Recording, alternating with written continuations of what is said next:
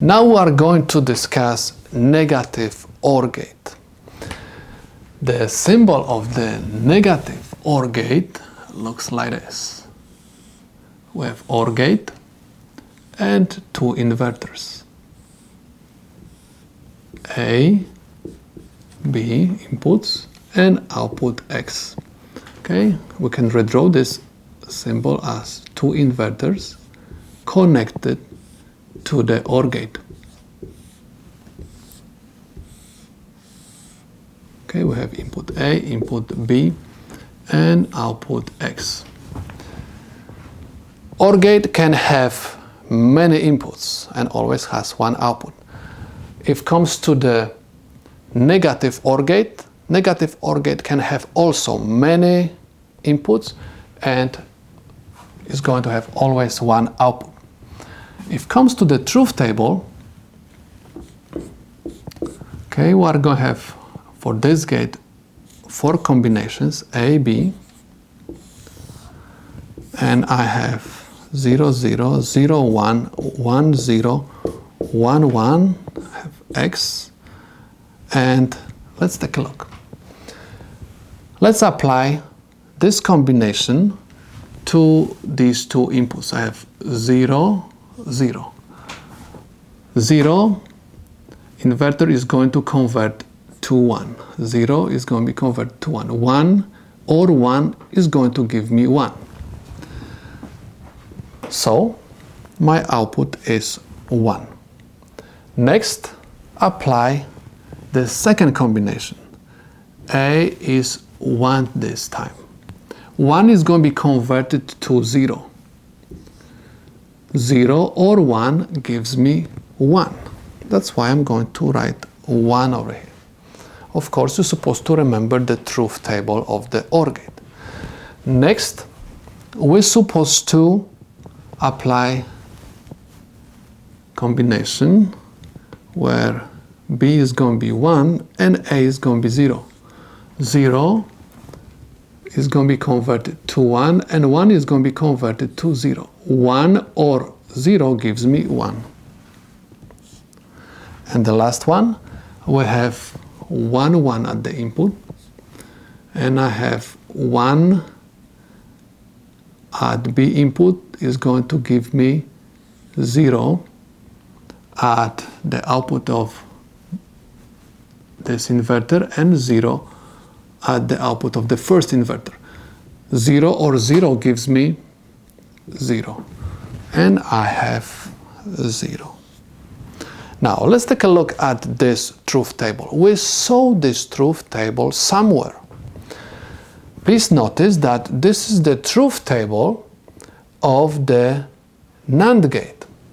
Let me remind you, we are talking about negative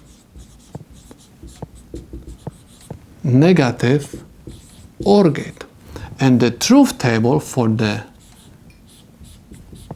NAND gate looked identical. Okay, looked exactly the same. We had 0, 0, 0, 1, 1, 0, 1, 1, and I had 1, 1, 1, 0. So we can say that the negative OR gate, okay, inputs A, B, is equivalent to the NAND gate. Okay, it's going to perform exactly the same operations.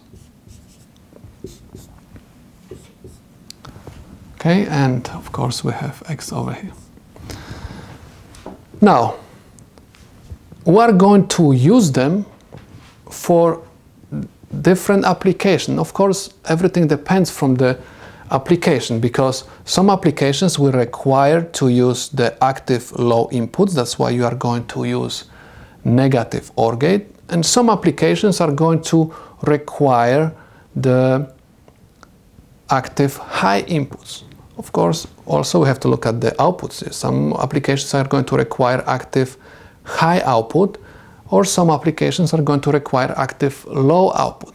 So depends from the application, you are going to use one of these two gates, but they're going to perform exactly the same operations.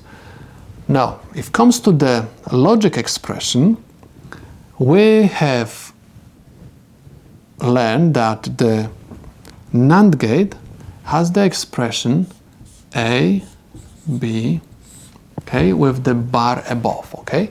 So this is the logic expression for the NAND gate, and how the logic expression is going to look like for this one. So if I have A, B inputs, so inverters are going to find the complements of these two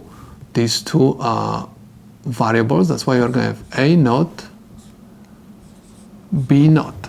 And if you want to OR them, you are going to have A naught or B naught. So I can say that NAND gate is equivalent to the negative OR gate, A naught or B naught. So these two expressions are equivalent. Now let's do the problem with the negative OR gate.